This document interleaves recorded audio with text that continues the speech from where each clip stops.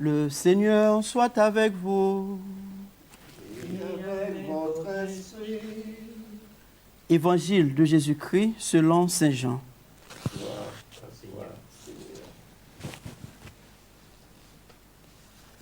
Chapitre 11, les versets 3 et suivants. Marthe et Marie, les deux sœurs de Lazare, envoyèrent dire à Jésus, « Seigneur, celui que tu aimes est malade. » En apprenant cela, Jésus dit, « Cette maladie ne conduit pas à la mort, elle est pour la gloire de Dieu, afin que par elle le Fils de Dieu soit glorifié. » Jésus aimait Marthe et sa sœur ainsi que Lazare. Quand il apprit que celui-ci était malade, il demeura pourtant 2 jours à l'endroit où il se trouvait. Alors, seulement il dit aux disciples, « Revenons en Judée. » Quand Jésus arriva, il trouva Lazare au tombeau depuis 4 jours déjà. Lorsque Marthe apprit l'arrivée de Jésus, elle partit à sa rencontre, tandis que Marie restait à la maison. Marthe dit à Jésus, « Seigneur, si tu avais été là, mon frère ne serait pas mort. Mais je sais que, maintenant encore, Dieu t'accordera tout ce que tu lui demanderas. » Jésus lui dit, « Ton frère ressuscitera. » Marthe reprit, « Je sais qu'il ressuscitera au dernier jour, à la résurrection. » Jésus lui dit, « Moi, je suis la résurrection et la vie. Celui qui croit en moi, même s'il meurt, vivra. Et tout homme qui vit et qui croit en moi ne mourra jamais. Crois-tu cela ?» Elle répondit, « Oui, Seigneur, tu es le Messie, je le crois. Tu es le Fils de Dieu, celui qui vient dans le monde. » Jésus demanda, « Où l'avez-vous déposé ?» Ils lui répondirent, « Viens voir, Seigneur. » Alors Jésus pleura. Les Juifs se dirent, « Voyez comme il l'aimait. » Mais certains d'entre eux disaient, « Lui qui a ouvert les yeux de l'aveugle, ne pouvait-il pas empêcher Lazare de mourir ?» Jésus arriva au tombeau. C'était une grotte fermée par une pierre. Jésus dit, « Enlevez la pierre. » Marthe, la sœur du mort, lui dit, « Mais Seigneur, il sent déjà, voilà 4 jours qu'il est là. » Alors Jésus dit à Marthe, « Ne te l'ai-je pas dit? Si tu crois, tu verras la gloire de Dieu. » On enleva donc la pierre. Alors Jésus leva les yeux au ciel et dit, « Père, je te rends grâce parce que tu m'as exaucé. Je savais bien, moi, que tu m'exauces toujours. Mais si j'ai parlé, c'est pour cette foule qui est autour de moi, afin qu'ils croient que tu m'as envoyé. » Après cela, il cria d'une voix forte, « Lazare, viens dehors !» Et le mort sortit, les pieds et les mains attachés, le visage enveloppé d'un suaire. Jésus leur dit, « Déliez-le et laissez-le aller. » Les nombreux Juifs qui étaient venus entourer Marie et avaient donc vu ce que faisait Jésus, crurent en lui. Acclamons la parole du Seigneur. Louange à toi, Seigneur.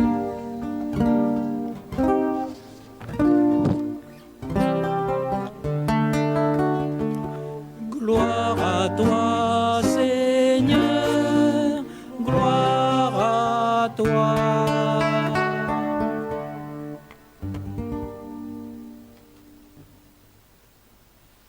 Mes frères et sœurs, en ces derniers jours, nous sommes bouleversés et même paniqués par cette pandémie Covid-19 qui nous surprend et fait des ravages et des dégâts immenses partout dans le monde.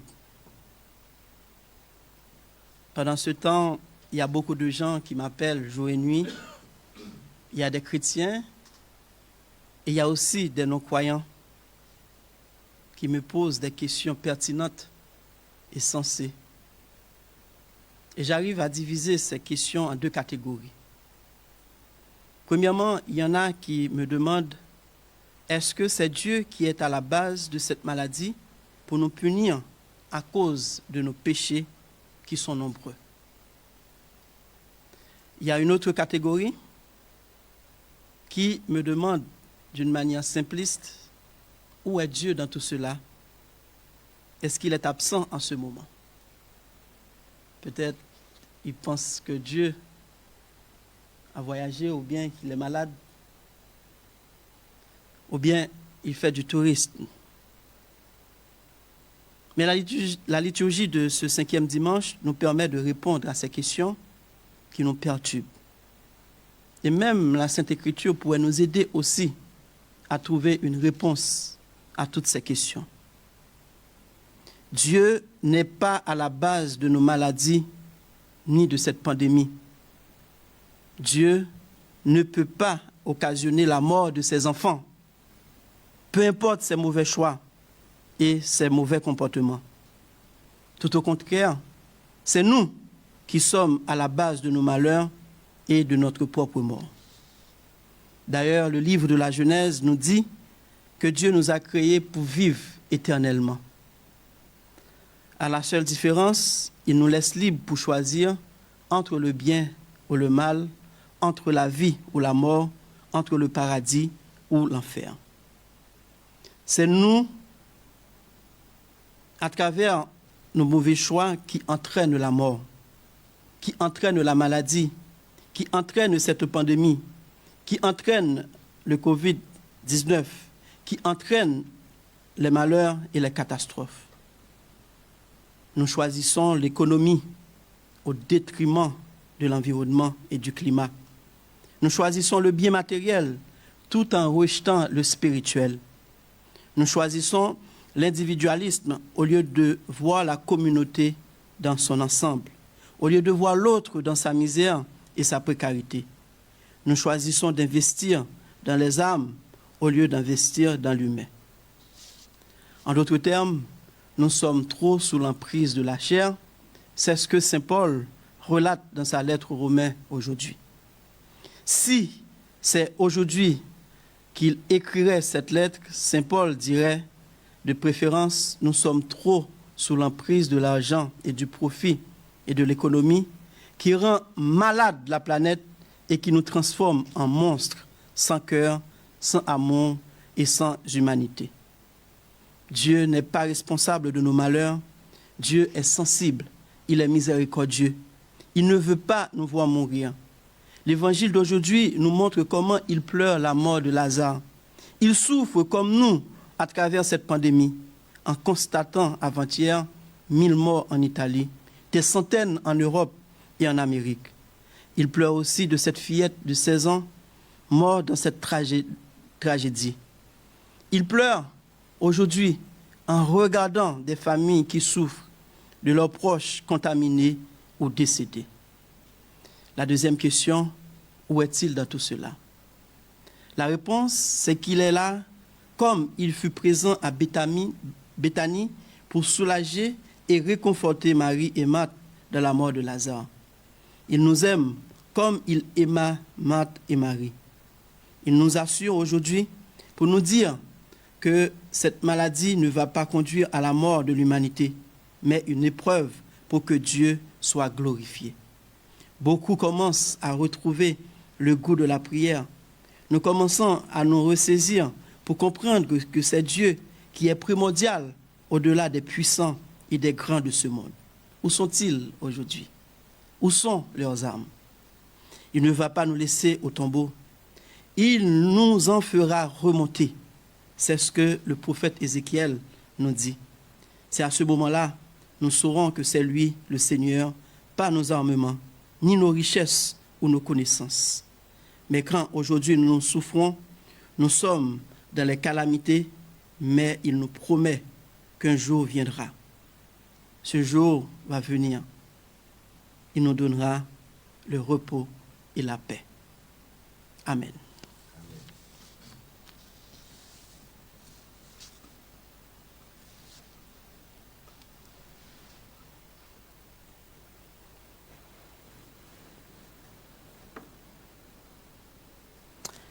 Mettons-nous debout et disposons-nous pour professer notre foi.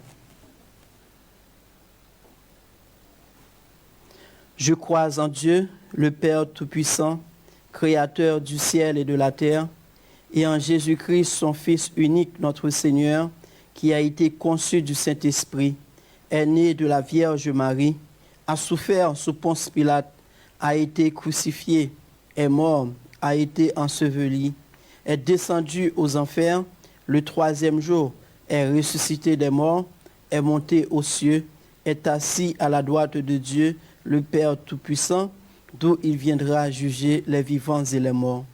Je crois en l'Esprit Saint, à la Sainte Église catholique, à la communion des saints, à la rémission des péchés, à la résurrection de la chair et à la vie éternelle.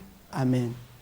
Et maintenant, mes frères et sœurs, nous allons prier ensemble, surtout en ce moment où le monde est bouleversé. Nous allons penser à tous ceux et celles qui souffrent, les médecins, les infirmières, tous ceux qui, d'une manière ou d'une autre, apportent leur solidarité pour sauver l'humanité. Après chaque intention, nous pouvons chanter ensemble.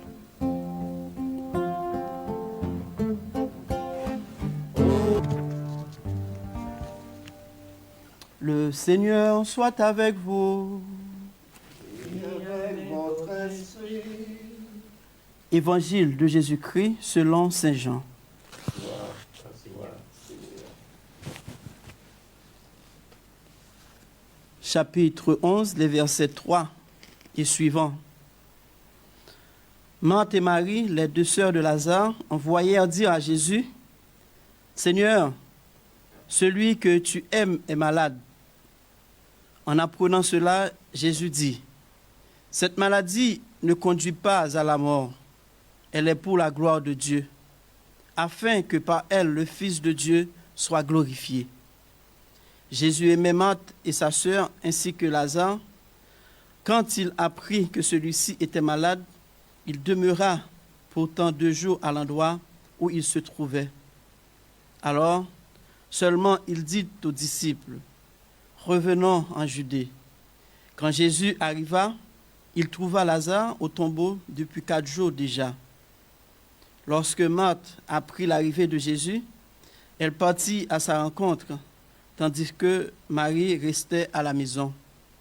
Marthe dit à Jésus, « Seigneur, si tu avais été là, mon frère ne serait pas mort.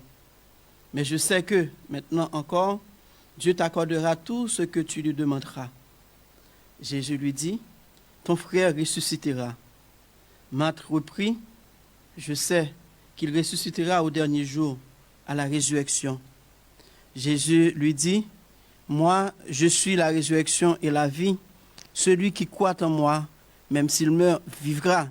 Et tout homme qui vit et qui croit en moi ne mourra jamais. Crois-tu cela ?» Elle répondit, « Oui, Seigneur, tu es le Messie, je le crois. Tu es le Fils de Dieu, celui qui vient dans le monde. » Jésus demanda, « Où l'avez-vous déposé ?»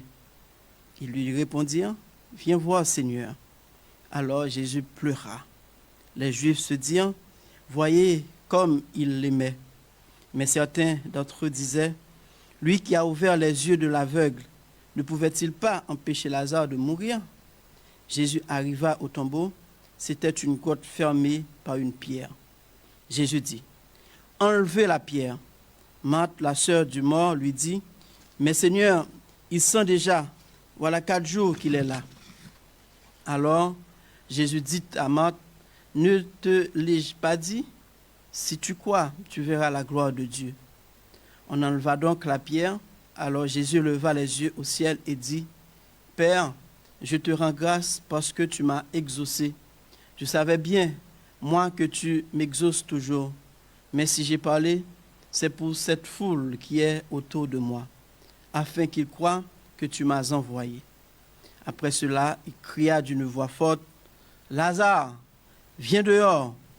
Et le mort sortit, les pieds et les mains attachés, le visage enveloppé d'un suaire. Jésus leur dit, « Déliez-le et laissez-le aller. » Les nombreux Juifs qui étaient venus entourer Marie et avaient donc vu ce que faisait Jésus, crurent en lui. Acclamons la parole du Seigneur. Louange à toi, Seigneur.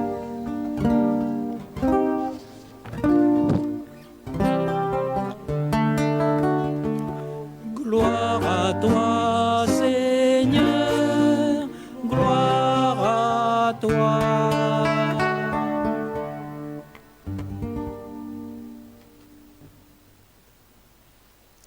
frères et sœurs, en ces derniers jours, nous sommes bouleversés et même paniqués par cette pandémie Covid-19 qui nous surprend et fait des ravages et dégâts immenses partout dans le monde. Pendant ce temps, il y a beaucoup de gens qui m'appellent jour et nuit. Il y a des chrétiens et il y a aussi des non-croyants qui me posent des questions pertinentes et sensées. Et j'arrive à diviser ces questions en deux catégories. Premièrement, il y en a qui me demandent, est-ce que c'est Dieu qui est à la base de cette maladie pour nous punir à cause de nos péchés qui sont nombreux? Il y a une autre catégorie qui me demande d'une manière simpliste, où est Dieu dans tout cela? Est-ce qu'il est absent en ce moment? Peut-être il pense que Dieu a voyagé, ou bien qu'il est malade, ou bien il fait du tourisme. Mais la liturgie de ce 5e dimanche nous permet de répondre à ces questions qui nous perturbent. Et même la Sainte Écriture pourrait nous aider aussi à trouver une réponse à toutes ces questions. Dieu n'est pas à la base de nos maladies ni de cette pandémie. Dieu ne peut pas occasionner la mort de ses enfants, peu importe ses mauvais choix et ses mauvais comportements. Tout au contraire, c'est nous qui sommes à la base de nos malheurs et de notre propre mort. D'ailleurs, le livre de la Genèse nous dit que Dieu nous a créés pour vivre éternellement. À la seule différence, il nous laisse libres pour choisir entre le bien ou le mal, entre la vie ou la mort, entre le paradis ou l'enfer. C'est nous, à travers nos mauvais choix, qui entraînent la mort, qui entraînent la maladie, qui entraînent cette pandémie, qui entraînent le Covid-19, qui entraînent les malheurs et les catastrophes. Nous choisissons l'économie au détriment de l'environnement et du climat. Nous choisissons le bien matériel tout en rejetant le spirituel. Nous choisissons l'individualisme au lieu de voir la communauté dans son ensemble, au lieu de voir l'autre dans sa misère et sa précarité. Nous choisissons d'investir dans les âmes au lieu d'investir dans l'humain. En d'autres termes, nous sommes trop sous l'emprise de la chair. C'est ce que Saint Paul relate dans sa lettre aux Romains aujourd'hui. Si c'est aujourd'hui qu'il écrirait cette lettre, Saint Paul dirait, de préférence, nous sommes trop sous l'emprise de l'argent et du profit et de l'économie qui rend malade la planète et qui nous transforme en monstres sans cœur, sans amour et sans humanité. Dieu n'est pas responsable de nos malheurs. Dieu est sensible. Il est miséricordieux. Il ne veut pas nous voir mourir. L'évangile d'aujourd'hui nous montre comment il pleure la mort de Lazare. Il souffre comme nous à travers cette pandémie, en constatant avant-hier 1000 morts en Italie, des centaines en Europe et en Amérique. Il pleure aussi de cette fillette de 16 ans morte dans cette tragédie. Il pleure aujourd'hui en regardant des familles qui souffrent de leurs proches contaminés ou décédés. La deuxième question, où est-il dans tout cela? La réponse, c'est qu'il est là comme il fut présent à Béthanie pour soulager et réconforter Marie et Marthe dans la mort de Lazare. Il nous aime comme il aima Marthe et Marie. Il nous assure aujourd'hui pour nous dire que cette maladie ne va pas conduire à la mort de l'humanité, mais une épreuve pour que Dieu soit glorifié. Beaucoup commencent à retrouver le goût de la prière. Nous commençons à nous ressaisir pour comprendre que c'est Dieu qui est primordial au-delà des puissants et des grands de ce monde. Où sont-ils aujourd'hui? Où sont leurs âmes? Il ne va pas nous laisser au tombeau. Il nous en fera remonter. C'est ce que le prophète Ézéchiel nous dit.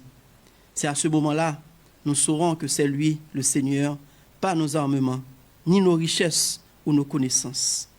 Mais quand aujourd'hui nous souffrons, nous sommes dans les calamités, mais il nous promet qu'un jour viendra. Ce jour va venir. Il nous donnera le repos et la paix. Amen.